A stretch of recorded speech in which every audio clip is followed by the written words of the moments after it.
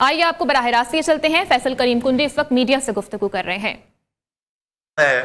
اور جب یہ پریزیڈنسی جائے گا تو پھر آصف علی زرداری صاحب دوبارہ انشاءاللہ تعالی وہ صدر ہوں گے اور اس پہ دستخط جو ہے وہ آصف علی زرداری صاحب جو ہے اس پہ کریں گے۔ لہٰذا یہ ایک قدرت کا عمل ہے یا ایک تاریخ آپ دیکھیں کہ اس قسم کی لکھی جا رہی ہے۔ اس کے ساتھ ساتھ 9 تاریخ کو آپ نے دیکھا کہ اس سے پہلے وزیر اعظم چاروں صوبائی حکومتیں بن چکی ہیں الیکشن کے بعد۔ 9 تاریخ کو پریزیڈنشل الیکشن ہونے جا رہا ہے اور ہم اس پہ پوری امید ہیں کہ انشاءاللہ تعالی آصف علی زرداری صاحب جو ہیں وہ ایک بھاری اکثریت سے جو ہے وہ اس ملک کے دوسری مرتبہ سویلین جو ہے وہ صدر بننے کے لیے جا رہے ہیں، اور ہماری نمبر گیم جو ہے تقریباً ہماری جو ہمیں جو چاہیے اس سے زیادہ ہمارے پاس موجود ہے۔ لہٰذا میں سمجھتا ہوں کہ پاکستان پیپلز پارٹی کو یہ اعزاز ہوگا کہ دوبارہ دوسری دفعہ ایک سویلین پریزیڈنٹ پاکستان پیپلز پارٹی کی طرف سے پریزیڈنسی میں جو ہے وہ جائیں گے۔ اس کے ساتھ ساتھ اس کے بعد ہمارے ضمنی الیکشنز ہونے سینٹ کے، اس کے بعد سینٹ کا الیکشن ہونے جا رہے ہیں، چیئرمین سینٹ کا الیکشن ہوگا، ڈپٹی چیئرمین سینٹ کا الیکشن ہوگا، اور اس کے بعد جو ہے اسی کے ساتھ ساتھ جو ہے پریزیڈنسی کے بعد چاروں صوبوں کے گورنر جو ہیں وہ اپوائنٹ کیے جائیں گے۔ 2 گورنرز پاکستان پیپلز پارٹی کے پنجاب کے اور خیبر پختونخوا کے وہ پاکستان پیپلز پارٹی نومینیٹ کرے گی، اور سندھ اور بلوچستان کے گورنر جو ہیں وہ مسلم لیگ جو ہے وہ نومینیٹ کرے گی۔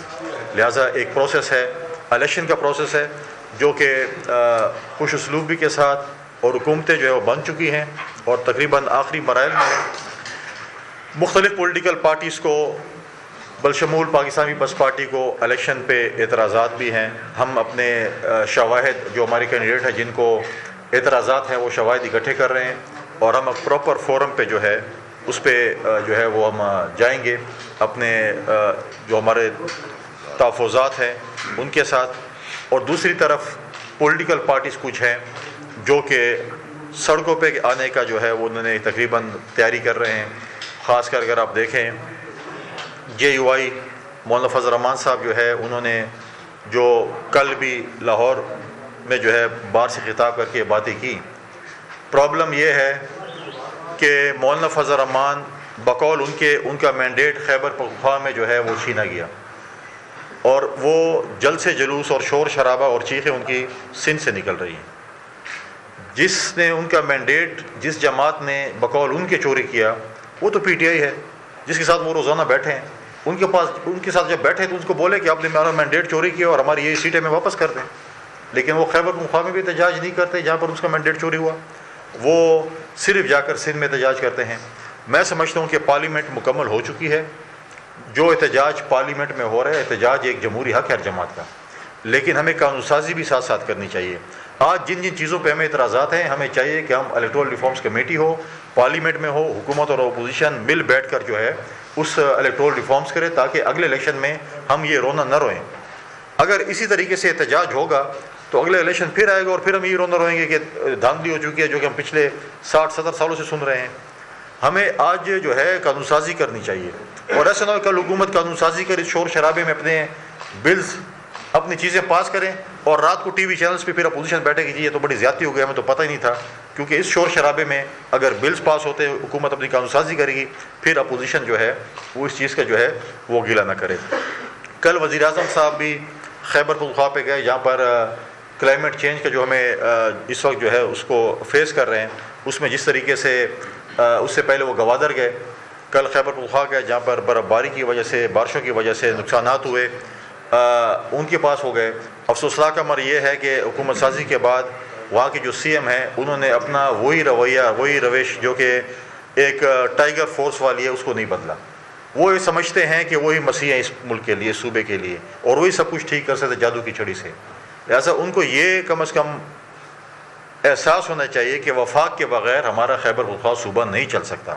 ہمیں اکنامیکل کرائسس ہیں، جو 9 سال میں انہوں نے وہاں پہ قرضے لیے، جو وہاں پر آپ تنخواہیں دینے کے پیسے نہیں ہیں، وہاں پر دہشت گردی جو اس وقت جو ہے اس کے خلاف جنگ لڑنی ہے، وہاں پر جو ہے آپ نے اکنامیکل اور پولیٹیکل اسٹیبلٹی لے کے آنی ہے، وہ وفاق کے امداد کے بغیر نہیں ہو سکتا۔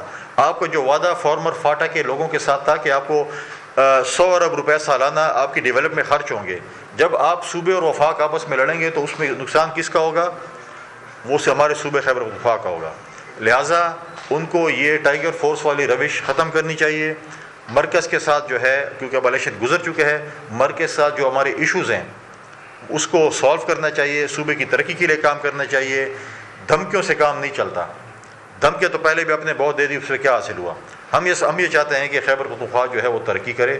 خیبر پختونخوا کی صوبائی حکومت اور مرکز حکومت میں جو ہے وہ ایک کولیبریشن ہو، تاکہ ہمارے صوبے کے نوجوانوں کو روزگار ملے، ہمارے صوبے میں ترقی ہو، ہمارے صوبے میں فارمر فاٹا کے علاقے میں جو ہم نے وعدے لوگوں سے کیے ہیں اس کو ٹھیک کریں، ان کو جو ہم نے وعدے کیے ان کو پورا کریں، ہم اپنے نوجوانوں کو روزگار دیں. اور وہ اس صورت میں ہوگا کہ جب ہماری صوبائی حکومت اور مرکز حکومت جو ہے وہ آپس میں جو ہے وہ اکٹھے کام کرے گی. لہٰذا ان کو اس چیز پہ نظر ثانی کرنی چاہیے. اور آپ نے کل بھی جو پی ٹی آئی دعوے کرتی تھی کہ ہم خاندانی سیاست کا خاتمہ کریں گے، تو کل کابینہ کا آپ ذرا کے پی کابینہ کی ذرا لسٹ نکال لیں اور اس میں دیکھ لیں کس کا بھائی، کس کا ماما، کس کا چاچا، کس کا بھتیجا، کس کا بھانجا کیا کیا بنا ہے. ورکر کلاس کو پھر بھی کچھ نہیں ملا اور رشتہ داروں کو سب کچھ مل گیا. تو لہٰذا جو لوگ یہ دعوے کرتے تھے وہ کم از کم وہ دعوے نہ کریں کہ ہم خاندانی سیاست کا خاتمہ کرتے ہیں. یہ چیز ہے، وہ چیز ہے. اور آخر میں جو ریزرو سیٹوں پہ جو ہے ان کا جو ایشو تھا، پشاور ہائی کورٹ نے سنی اتحاد کونسل کو جو ہے وہ اسٹے آرڈر دیا ہے کہ آپ قومی اسمبلی کا جو ہے وہ جو قومی اسمبلی میں حلف نہ اٹھائیں. آج ان کا ایک لارجر بینچ بھی دیکھ رہا ہے. دیکھیں، جب سنی اتحاد کونسل نے اپنی لسٹ دی ہی نہیں ہے، انہوں نے اپنے خواتین کو کی نامینیشن پیپر ہی نہیں جمع کرے. ریزرو تو چھوڑ لیں، انہیں تو جنرل سیٹ پہ بھی کسی کو کینڈیڈیٹ نہیں کیا. ان کا جو اپنا لیڈر تھا وہ خود آزاد حیثیت سے لڑا، اس کو اپنی پارٹی پہ اعتماد نہیں تھا. وہ تو پی ٹی آئی جو آزاد حیثیت سے کامیاب ہوئے پی ٹی آئی کے لوگ، انہی کے ساتھ اپنی پارٹی میں دوبارہ شامل ہوا تھا. اور آج وہ دعویٰ کرتے ہیں کہ ہمیں ریزرو سیٹیں دی جائیں. کس صورت میں آپ کو دی جائیں؟ جب آپ نے لسٹ ہی آپ نے جو ہے وہ شیئر نہیں کی، آپ نے لسٹ جمع ہی نہیں کرائی، آپ نے نامینیشن پیپر جمع نہیں کرائے، کوئی فائل نہیں کیے. آج آپ اس چیز کا دعویٰ کرنے جا رہے ہیں. ہمیشہ پی ٹی آئی کو اپنے ہی لوگوں نے تباہ کیا، چاہے وہ پروہیبٹڈ فنڈنگ کیس تھا، چاہے پی ٹی آئی بین ہوئی، چاہے اس سے بلے کا نشان لیا گیا، چاہے آج تک. کیونکہ ہمیشہ ان کو پلیٹ میں چیزیں دی جاتی تھی اور منہ میں نوالا دیا جاتا کہ آپ یہ کریں. انہوں نے کبھی کوئی چیز کی نہیں. اور دوسری طرف آج وہ جو دعوے کر رہے ہیں، 5 فرنچائز ہیں پی ٹی آئی کی. ایک نکلتا ہے جیل سے کہتا ہے مجھے اپنے لیڈر نے یہ کہا، دوسرا کہتا ہے مجھے یہ کہا. ان کا آپس میں بیانات نہیں ملتے. پہلے آپس میں تو بیانات ملا لیں، اس کے بعد جو ہے بات کریں. آج جمہوری پروسیس کو مضبوطی کے لیے ان کو چاہیے تھا، وہ میجورٹی پارٹی تھی، حکومت سازی کرتی، لیکن وہ آج اس پہ ہے کہ میں نے اس سے ہاتھ نہیں ملانا، اس سے گلے نہیں ملانا. اور پھر جا کے مطلب ہے کہ یہ ایک سیاسی قیامت کی نشانی ہے کہ مولانا فضل الرحمان اور عمران خان آپس میں اکٹھے بیٹھ گئے. اچھی بات ہے کہ وہ ماضی کے بیانات پہ معافی تو مانگ لیں کہ جو لغبات ایک دوسرے کو دیتے تھے وہ تو میں یہاں پہ بیان نہیں کر سکتا. لیکن مجھے خوشی ہے مولانا صاحب میرے علاقے کے ہیں. اب عمران خان صاحب کم از کم اور پی ٹی آئی کے ورکر ان کو حضرت مولانا فضل الرحمان صاحب کہلائیں گے، کوئی اور نام سے نہیں پکاریں گے جو انہیں 5-6 قسم کے نام رکھے تھے. یہ اچھی بات ہے. سیاست میں یہ چیزیں نہیں ہونی چاہیے. سیاست میں رواداری ہونی چاہیے اور اخلاقیات ہونے چاہیے، تاکہ کل آپ ایک دوسرے کے ساتھ بیٹھے تو ایک دوسرے کے ساتھ آنکھیں ملا سکیں. یہی میری گزارشات تھی. میں ندیم چند صاحب سے بھی کہوں گا کہ وہ بھی کچھ اپنے خیالات کا اظہار کریں کل. بسم اللہ الرحمن الرحیم.